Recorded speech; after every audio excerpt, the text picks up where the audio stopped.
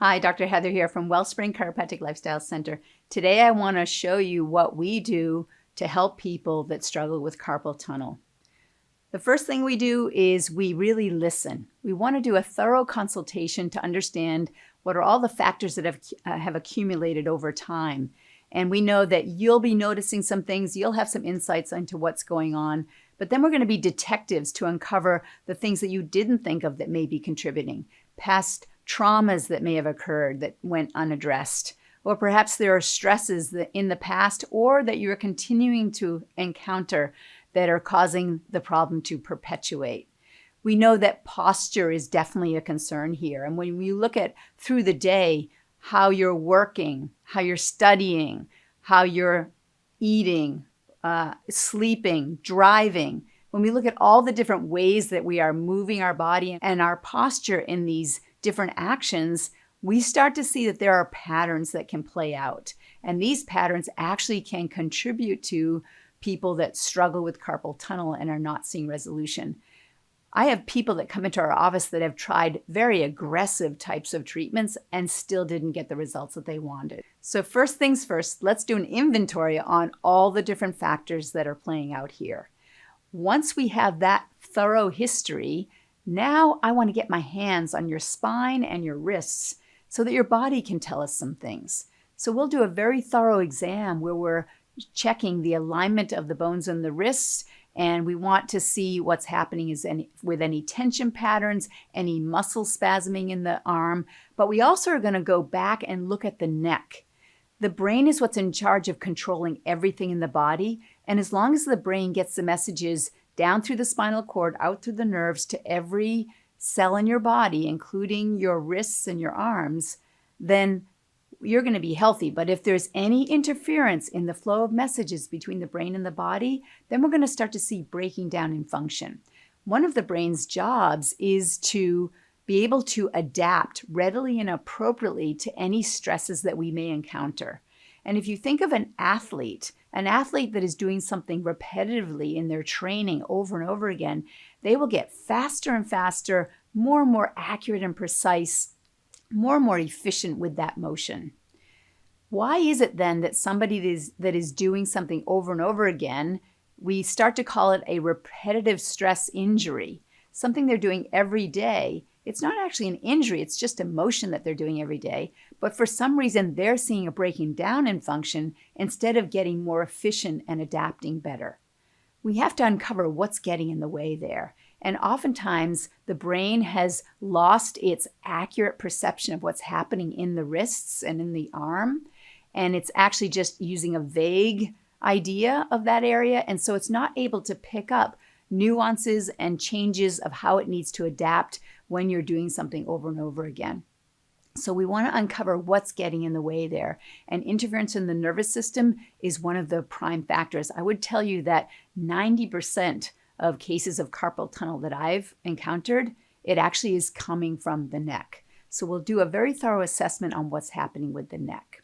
Now, once we've got this assessment of the history and what your body's told us, that's going to help us decide what further tests or exams we want to run so we have the full picture of what's going on. We may do a surface EMG test, and that's going to tell us about dyskinesis and imbalances in the muscles and whether or not the brain has lost its perception of what's happening, the hypertonicity, the hypotonicity, and the imbalances that can then lead to problems in the spine as well as problems in the wrist.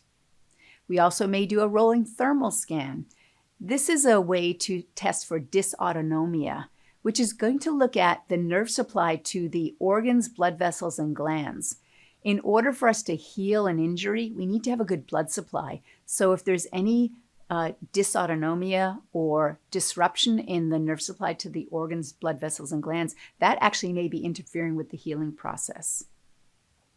We'll also look at heart rate variability, and this will tell us whether or not you're stuck in a stress mode. When we're stuck in stress, the healing switch gets turned off.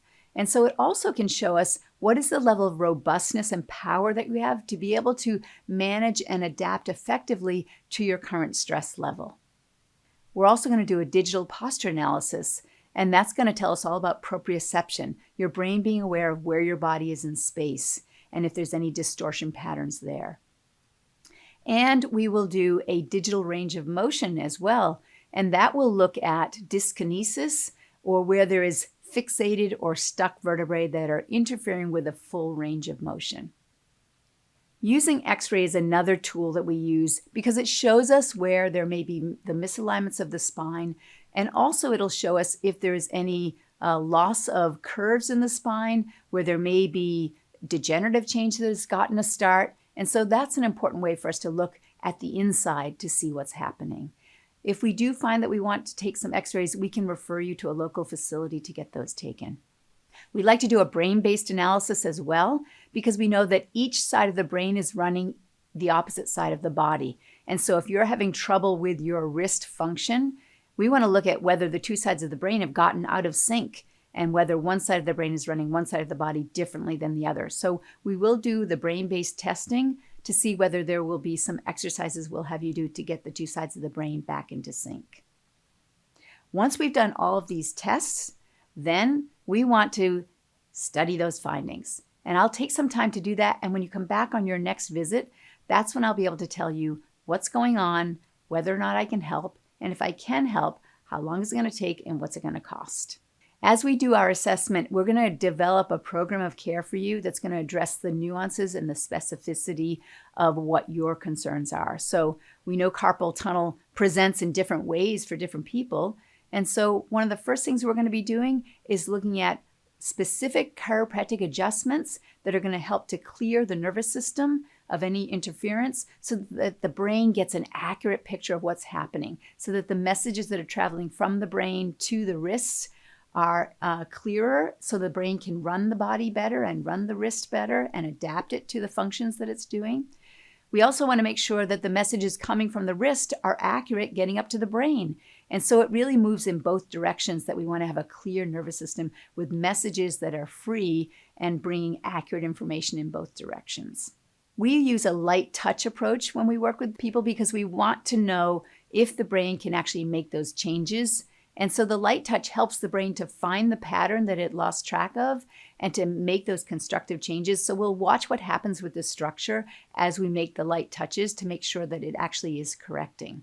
We also need to be partners in this process. And so we're going to be doing some specific exercises as well. Exercises to help the spine get stronger and healthier, but also we may look at exercises for your wrists so that you can adapt better, whether it's dropping tension in some areas of the wrist, as well as building up strength in other areas. Many people talk about carpal tunnel syndrome as a repetitive use injury.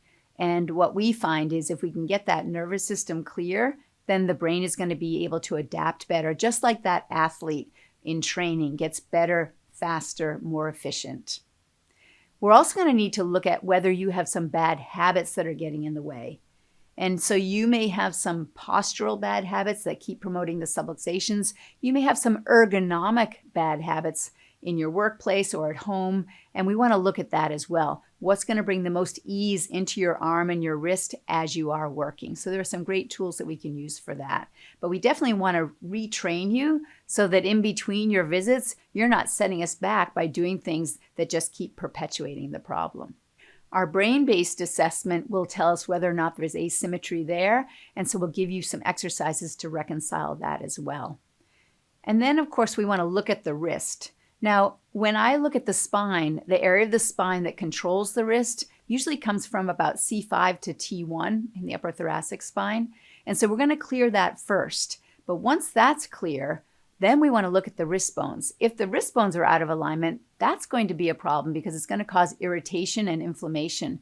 So we want to also adjust the wrists when it's appropriate so we can get the alignment of the bones there so we have good flow of movement and more ease and a drop in inflammation.